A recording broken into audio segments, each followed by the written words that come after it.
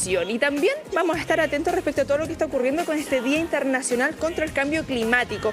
Hoy, 24 de octubre, se conmemora este día, no de una manera oficial, no está declarado por la Organización de las Naciones Unidas, pero sí diversas instituciones se suman a esta temática. Y bueno, es una temática que constantemente nosotros abordamos acá en la Comunidad del Contenido respecto a lo que podemos hacer como ciudadanos y ciudadanas, lo que nos dice la academia, todo lo que hemos ido aprendiendo y lo que hemos ido levantando estos datos tan importantes, y bueno, la divulgación científica que va de la mano. Para eso nos acompaña Alfonso Fernández, profesor titular del Departamento de Geografía de la Universidad de Concepción. Un gusto, Alfonso, que nos acompañes esta tarde. Hola, ¿qué tal?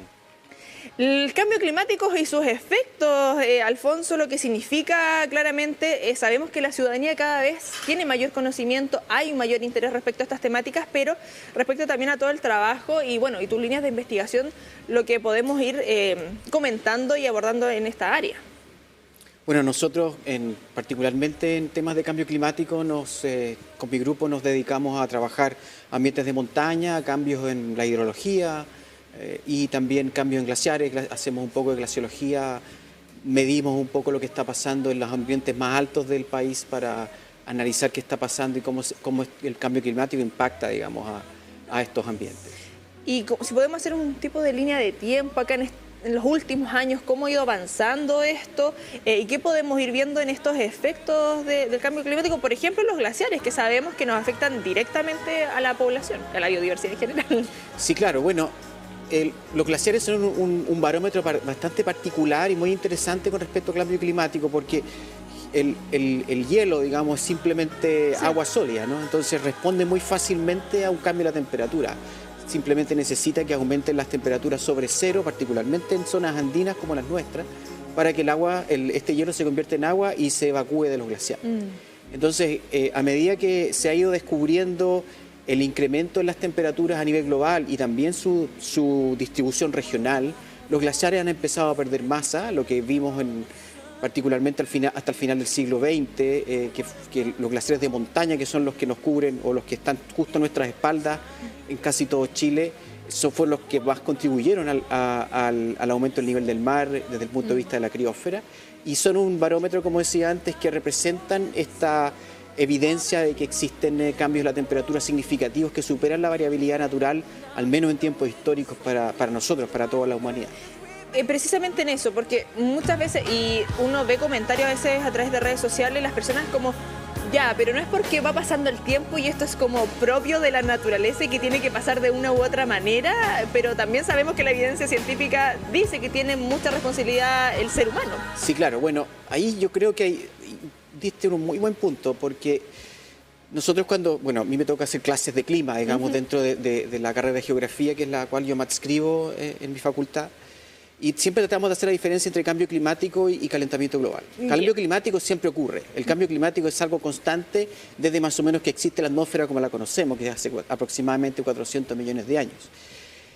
Una de las grandes diferencias que ocurre ahora es la tasa de cambio, particularmente la temperatura, que se debe al incremento de los gases invernaderos, fundamentalmente dióxido de carbono. Y esa tasa de aumento de temperatura en los últimos 100 años tiene una velocidad que hace que se supere la variabilidad que llamamos natural. Entonces, y tiene tremendas consecuencias. Probablemente más de algunos de ustedes han escuchado hablar de esta idea que existe la nueva gran extinción humana, y tiene que ver con la incapacidad de los sistemas naturales, biológicos, particularmente para poder adaptarse a estos cambios repentinos de temperatura o rápidos. Entonces, claro, hay un cambio natural, pero sobre esa variabilidad natural empieza a aparecer esta señal que el calentamiento provoca un cambio climático anómalo que está causado por el hombre, que más o menos ya en los últimos 20 años tenemos las herramientas para poder claramente diferenciar la señal humana en esos eventos. Y esta señal humana tiene que ver con la industrialización, con sobrepoblación, con la forma de vivir, porque tú hablas aproximadamente 100 años. Y bueno, en el último tiempo hemos avanzado totalmente y muchas veces abordamos esto respecto a cómo podemos volver a lo más simple, a lo más natural.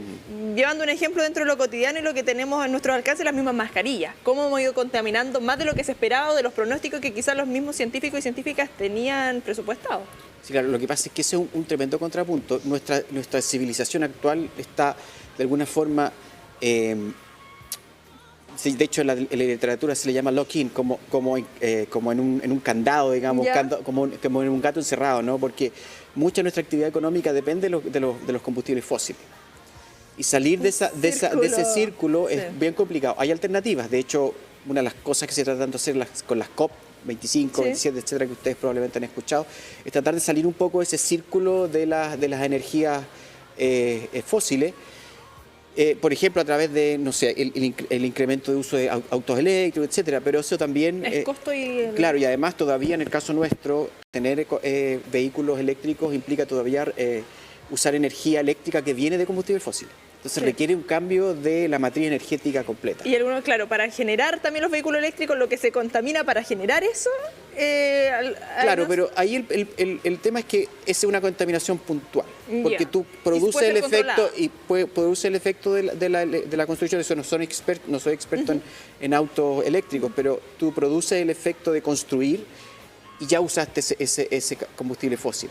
Pero el hecho de que el auto siga andando eléctricamente con un combustible eléctrico que viene de combustible fósil todavía es el problema, sí. Que es donde se necesita un poco el cambio de fuente de energía, ¿no?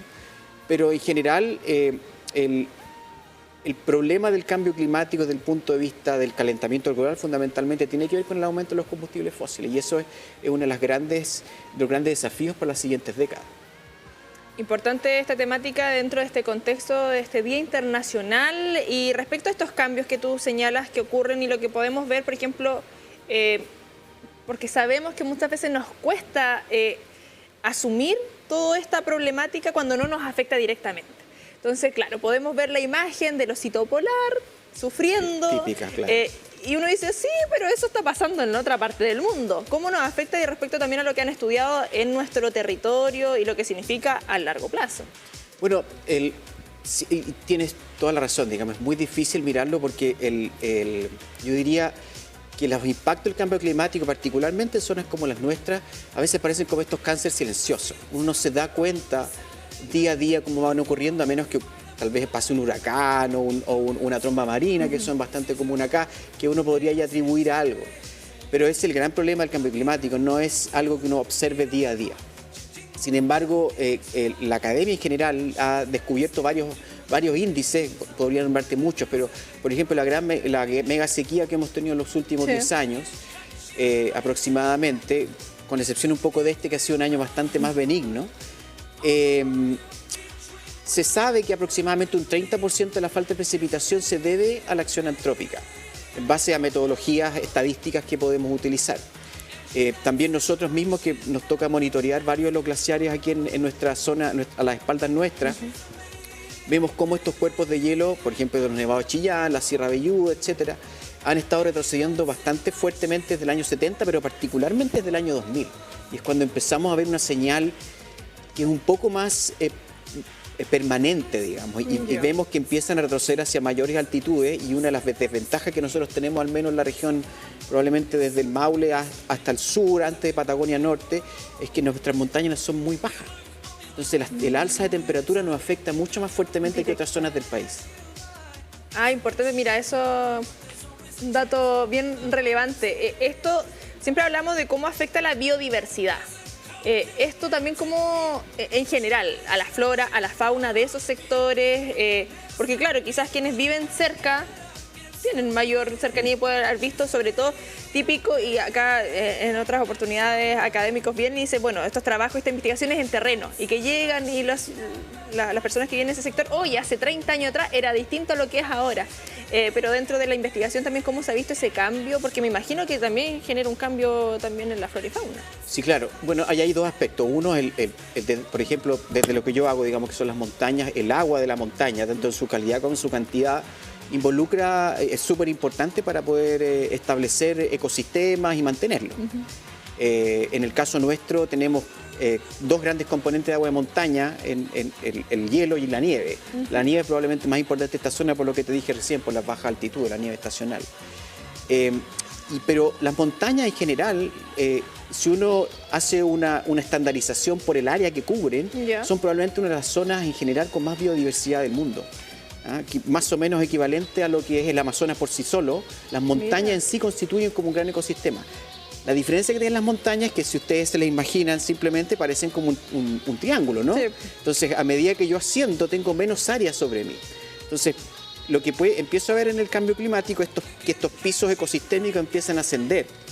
Pero a medida que ascienden para irse adaptando, empiezan a tener menos superficie donde desarrollarse. Entonces tenemos un problema de adaptación versus espacio para adaptarse.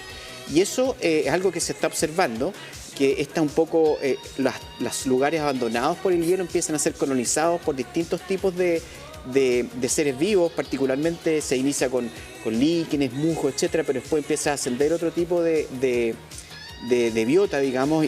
Insisto, yo no soy experto en biota, pero sí uno empieza a ver esto y se ha mapeado el hecho de que empiecen a subir las líneas de los árboles lentamente, pero se empieza a ver esa observación en conjunto con el ascenso de los glaciares que se empiezan a reducir hacia zonas más altas. Esto también relacionado a lo que está en el Departamento de Geografía, que hemos estado con otros académicos en torno a cómo vamos construyendo ciudades, que también es el turismo, sabemos lo que significa en las zonas montañosas, en época de invierno, qué rol juega ahí y, a ver, sabemos que cualquier cosa va a generar un impacto, pero ¿cómo podemos hacer un impacto que no sea tan drástico, tan brusco? Bueno, en realidad el turismo es como, digamos, de los que menos impacta.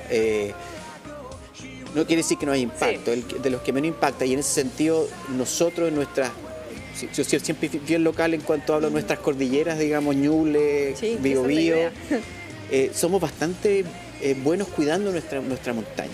Es una montaña muy bonita y de mucha pristinez todavía, a pesar de estar en un área muy intervenida. Yo diría que en general las montañas tienen ese problema de que reciben el impacto de otros lugares. Entonces, no es que las montañas, si yo no voy a la montaña va a dejar de tener impacto. Lo que decía anteriormente, los cambios globales generan ascenso en las temperaturas, digamos, y esas temperaturas, particularmente en las montañas, afectan más rápidamente. Las montañas en las zonas altas, la tasa de calentamiento tiende a ser mayor que en las zonas bajas. Entonces, si tú subes, si aquí, por ejemplo, estamos subiendo 0.1 grados por década, probablemente en las montañas estamos en 0.5, 5 veces más rápido. Entonces, eso lo que hace es que finalmente empezamos a tener menos nieve en el tiempo. Y lo que pasa es que también de zonas de ciudades pueden moverse aspectos como carbono negro u otros partículas que caen sobre la nieve y glaciares y fomentan la fusión más rápidamente, claro. Por ejemplo. Todas estas proyecciones y respecto, me imagino que la pandemia viene a cambiar un poco el esquema de las proyecciones que teníamos, porque si bien el 2020 nos tuvimos todos resguardados de una u otra forma y veíamos imágenes a nivel del mundo, cómo la naturaleza había aflorado, animales, etcétera. Bueno, 2021 ya cierta normalidad, 2022 prácticamente se recuperó todo lo que tuvimos pausado. Esas proyecciones, lo que se espera también para los próximos años, meses y sobre todo en nuestro territorio. Sí, mira, la pandemia fue un muy buen experimento real. Eso yo creo que es bien interesante. Nos demostró que una medida coordinada, que fue involuntaria, pero coordinada, produce un efecto en el clima. Y al revés, nos vuelve a indicar que nosotros sí podemos afectar el clima. Sí. Porque sí vimos durante los inicios de la pandemia, cuando gran parte del planeta estaba detenido, digamos, la actividad humana, que hubo disminuciones en ciertos gases invernaderos puntuales. Ahora, ¿eso cambia las proyecciones? Lamentablemente no. Porque primero que nada, los gases invernaderos tienen una tasa o un periodo de vida en el tiempo. Por lo tanto, mucho del calentamiento o mucha de la emisión que nosotros ya hemos hecho implica una memoria del clima al calentamiento de varias décadas más. Entonces nosotros, digamos, por eso decía hace un rato atrás, es un problema bien tricky que se llama, porque lo que nosotros también tenemos que jugar aquí es con la memoria del clima. Si nosotros hacemos algo ahora y tenemos muchas posibilidades de hacer cosas ahora, jugando en dos canchas, digamos, una de la mitigación y otra de la adaptación, claro, casi al mismo tiempo y con el mismo peso, podemos evitar los peores impactos del cambio climático en los siguientes 30, 40 años. Si nosotros dejáramos de hacer, si hiciéramos nada, lo que nos dicen las proyecciones, que son, digamos, más o menos certeras todavía hasta el 2050, pero si pensamos ya más a largo plazo, 2100, por ejemplo, tendríamos cosas de algunas proyecciones que aparecen en algunos artículos, podríamos llegar hasta aumento del nivel del mar aquí en Talcahuano, por ejemplo, de 60 centímetros de aquí al 2100. ¿ya? Y eso, 60 centímetros parece nada, pero si uno lo asocia, por ejemplo, a un evento de marejada, una marejada de 60 centímetros sí tiene una... Impacto. Eso sería ya como el impacto más grave. Podríamos llegar a 30%. Todavía tenemos, insisto, vamos a vivir una memoria aún. Ya tenemos efectos que están internalizados en el sistema climático que van a aparecer. Hay cosas que no podemos evitar. Pero si nos vamos adaptando y mitigando, podemos evitar peores impactos, particularmente si hacemos algo en la próxima década. Y para ir finalizando y dejar este mensaje que nos gusta hacer la bajada dentro de lo que podemos hacer con nuestras manos o dentro de nuestras posibilidades, porque sabemos, y lo que tú señalabas, las COP nos hablan de los países, las potencias, de lo que pueden hacer. Claro, países que a lo mejor contaminan menos se suman más a lo que podrían ser países que contaminan más, pero también dentro de lo que podemos ir aportando nosotros mismos en nuestros territorios. A veces suena hasta repetitivo, pero es necesario recalcar esto, sobre todo cuando está la evidencia de que sí, es un granito pequeño, pero contribuye.